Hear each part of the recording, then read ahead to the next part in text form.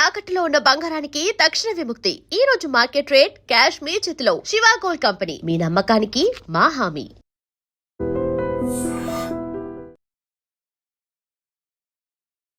నమస్కారం, welcome to I dream. ధర్మ మార్గం విత్ విజిత కార్యక్రమానికి స్వాగతం.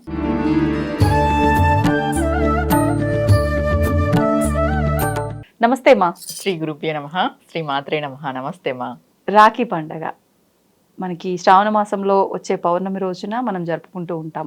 ముఖ్యంగా ఇది నార్త్ వాళ్ళు ఎక్కువగా జరుపుకుంటూ ఉంటారు. అంటే అసలు నిజంగా మన శాస్త్రంలో ఉందా ఈ పండగ గురించి, ఏ విధంగా ఈ పండుగను జరుపుకోవాలి అంటే ఇంత పెద్దగా అడుగుతున్నాను అనుకోకపోతే చాలా చాలా డౌట్స్ ఉన్నాయి. వాస్తవానికి ఈ మధ్య కాలంలో వెళ్ళి కట్టే విధానం కన్నా కూడా ఎవడెళ్తాడులే అని చెప్పి కొరియర్లో పంపించే విధానాలు ఎక్కువగా చూస్తున్నాము.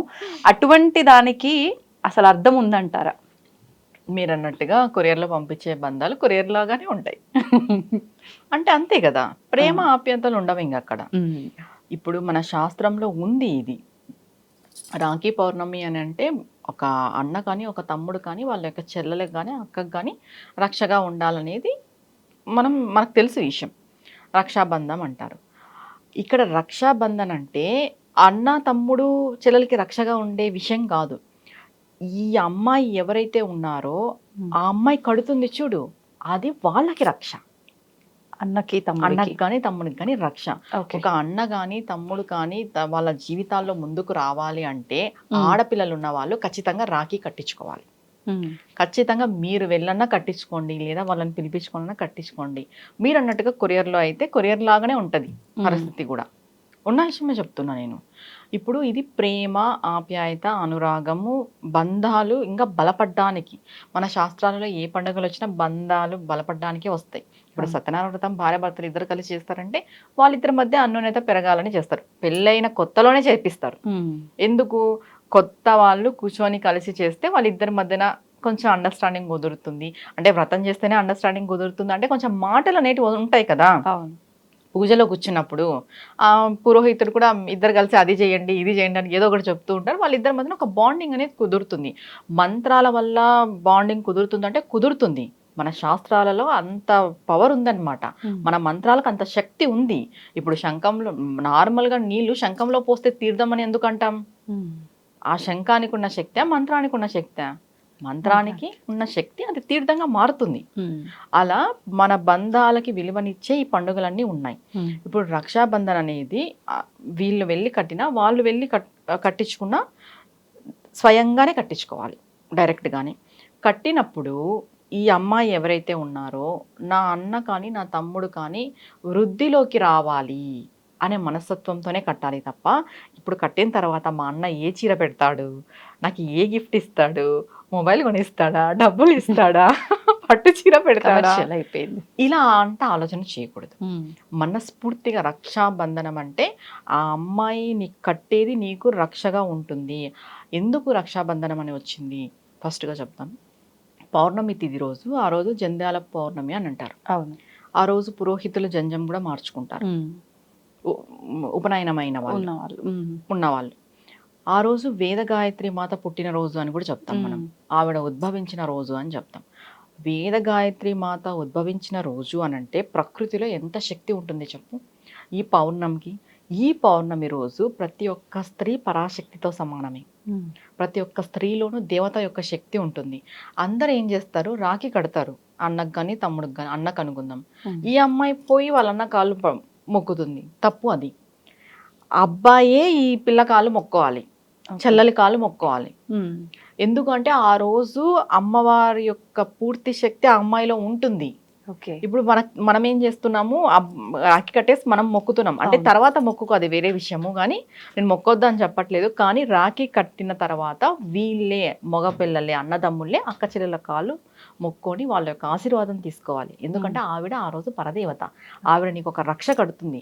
ఇంకొకటి, ఈ రాఖీ కట్టేటప్పుడు కూడా మంచి మనసుతో, ఇప్పుడు రక్షాబంధన స్తోత్రం శ్లోకం చెప్పకపోయినా కూడా రక్ష రక్ష అని ఒక 3 సార్లు మనసులో అనుకొని నేను కడుతున్నది మా అన్నకి రక్షగా ఉండాలి, మా బంధానికి కూడా ఈ రక్ష మమ్మల్ని కాపాడుతూ ఉండాలి, మా బంధం ఎప్పుడు ఇలానే ఉండాలి, మా అన్న అంచెలంచెలుగా ఎదగాలి, అన్నదమ్ములు ఎవరైతే ఉన్నారో వాళ్ళు బాగుండాలి, వాళ్ళు బాగుంటే మేము బాగుంటామనే ఆలోచన ఉండాలి తప్ప అన్నదమ్ములు చెడిపోవాలి, అన్నదమ్ముల గురించి మనం తక్కువగా చేసి మాట్లాడడం కానీ ఇలాంటివన్నీ చేయకూడదు. చేస్తే మీ రక్త సంబంధాన్ని మీరు నిందించుకున్న వాళ్ళు అవుతారు. చాలామందికి బ్రదర్స్ అండ్ సిస్టర్స్కి మంచి అండర్స్టాండింగ్ లేదు ఇప్పుడున్న కాలంలో. అందరూ బాగా కమర్షియల్ అయిపోయినారు. అలా కమర్షియల్ కాకోకున్నట్టు ఈ రాఖీ పౌర్ణమి మీకు ఏమైనా గొడవలు ఉన్నాయి, ఈ రాఖీ పౌర్ణమి రోజు కలుసుకోండి. కలుసుకొని మీ అన్నను ఒక 4 తిట్లు తిట్టి అలా కాదు ఇలా, మీ తమ్ముని ఒక 4 తిట్టి అలా, లేదా మీ అక్క వాళ్ళకి మీరే వెళ్ళండి, మగవాళ్ళు తగ్గండి.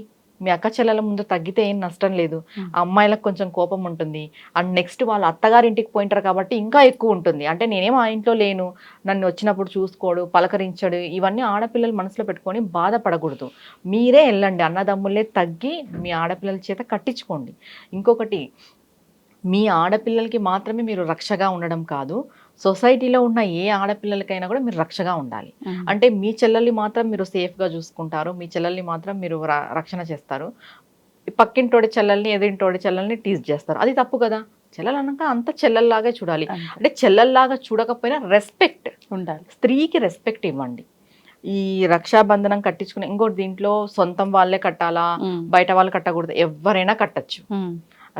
ఆ రోజు మనం రక్షాబంధనం కడుతున్నాము అని అంటే వాళ్ళకి రక్షగా ఉండాలి. వాళ్ళ జీవితంలో ఎటువంటి ఆటంకాలు ఉన్నా కూడా వాటిని అధిగమించి ముందుకు పోవాలి. మనం కట్టిన ఒక తాడు, రాఖీ ఏదైనా కానీ వాళ్ళకి రక్షగా ఆ రోజు పనిచేస్తుంది. దాన్ని అది రక్షాబంధనం అన్నారు. వాళ్ళు ఇంకొకటి, అన్నా చెల్లెల యొక్క బంధానికి ఒక రోజు, ఒక పండుగ. ఈ రిటర్న్ గిఫ్ట్స్ దాని గురించి ఎక్కువ ఆలోచించుకోకున్నట్టు మీ అన్న స్తోమత తగ్గట్టు మీకు ఏమిస్తే అది మీరు కూడా మనస్ఫూర్తిగా స్వీకరించండి.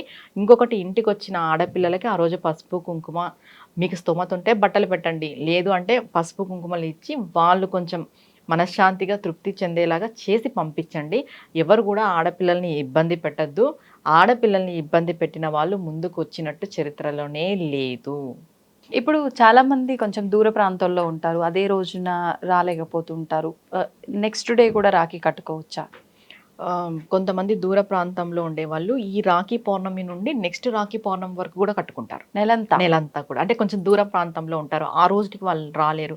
కొంతమంది అమ్మాయిలకి ఏదైనా ప్రాబ్లం ఉండి కూడా రాలేకపోవచ్చు, ఏదైనా ఇష్యూ అయిండొచ్చు. ఇంకొకటి ఏంటంటే, ఈ రాఖీ కట్టే రోజు ఇంట్లో పూజ చేసుకొని ఫస్ట్ దేవత ఆరాధన చేసి అన్నయ్యని కానీ తమ్ముడిని కానీ కూర్చోపెట్టి ఫస్ట్ బొట్టు పెట్టి వాళ్ళకి, తర్వాత స్వీట్ తినిపించి, దాని తర్వాత రాఖీ కట్టి చేతికి కట్టిన తర్వాత వాళ్ళకి హారతి ఇవ్వాలి. హారతి ఇచ్చిన తర్వాత మీరు చేతిలో అక్షంతలు అనేటివి పట్టుకోవాలి. ఆడపిల్లలు చేతిలో అక్షంతలు తీసుకొని వాళ్ళు ఎప్పుడైతే హారతి ఇచ్చిన తర్వాత ఈ మగవాళ్ళ అన్నదమ్ముళ్ళు వచ్చేసి ఆ అమ్మాయి యొక్క పాదాలకి దండం పెట్టుకొని ఆశీర్వదించమని కోరాలి. ఇప్పుడు ఈ అమ్మాయి మనస్ఫూర్తిగా ఆశీర్వదించిన తర్వాత ఏవైనా గిఫ్ట్స్ ఉంటే గిఫ్ట్స్ ఇచ్చుకోవచ్చు. తర్వాత మీరు కూడా మీ అన్న పసుపు కుంకాలు వాళ్ళు ఇస్తారు కదా, పసుపు కుంకం ఇచ్చినప్పుడు మీరు కూడా మీ అన్న తమ్ముళ్ళ యొక్క ఆశీర్వాదం తీసుకొని మీరు వెళ్ళొచ్చు.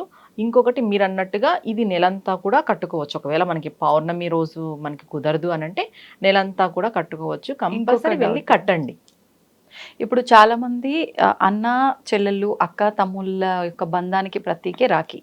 కానీ కూతురు తండ్రికి గడుతుంది, తాతయ్యలకు గడుతుంది. అంటే రిలేషన్ ఏదైనా సరే అక్కడ ఒకరికొకరు ఆ ఇంట్లో ఉన్న సభ్యుల వరకు రాఖీ కట్టుకోవడం అనేది ఎక్కువగా గమనిస్తూ ఉన్నాం. అలా కట్టచ్చు అంటారా?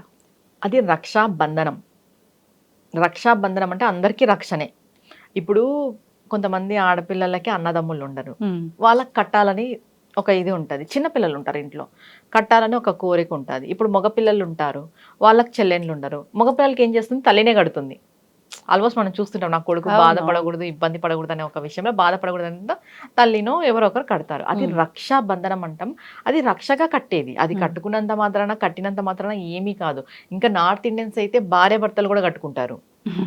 ఇప్పుడు మన దగ్గర అయినా కట్టుకుంటారు, కొరియర్లో పంపించింది భార్య కదా, భర్త కట్టాలి. అవును, భార్య భర్తలు కూడా కట్టుకుంటున్నారు స్వయంగా. అంటే మీరు కొరియర్ విషయం పక్కన పెడితే స్వయంగా కూడా నార్త్ ఇండియన్స్ భార్య భర్తలు కూడా కట్టుకుంటారు. అది రక్షాబంధనం అంటే వాళ్ళు అది ఆ కట్టే తాడుని రక్షగా భావిస్తున్నారు తప్ప ఇక్కడ అన్నా చెల్లెల, భార్య భర్త, తల్లి కొడుక అనేది కాదు. రక్షాబంధనం అంటే నేను కట్టిండేది అవతల వాళ్ళకి రక్షగా ఉండాలి, వాళ్ళు రక్షింపబడాలి అనేసి యువతల వ్యక్తి కడుతున్నారనే భావనతో నార్త్ సైడ్ వాళ్ళు భార్య భర్తలు కూడా కట్టుకుంటారు. ధన్యవాదాలమ్మా. నమస్తే అమ్మా. And for more videos, Please subscribe to iDream. Please subscribe to iDream. Please subscribe iDream. And please subscribe to iDream. For more videos, subscribe to iDream. please like, share and subscribe to the channel. Congratulations, iDream. Subscribe to iDream. Subscribe to iDream. So subscribe to iDream Media. iDream की iDream team अंदर की huge congratulations. Please subscribe iDream Media. Please subscribe to iDream. Subscribe iDream. Please subscribe to iDream. iDream అంటే నా కళల ఛానల్ను subscribe చేసుకున్న నోరు తిరుగుతలేదు, మీరైతే గంట గుర్తు కొట్టండి. For more such videos, please subscribe to iDream. Subscribe to iDream. Please subscribe to iDream. Please subscribe iDream Media. Please do subscribe to iDream. Please subscribe to iDream Media. For best entertainment and information, please subscribe iDream. And don't forget to subscribe to iDream.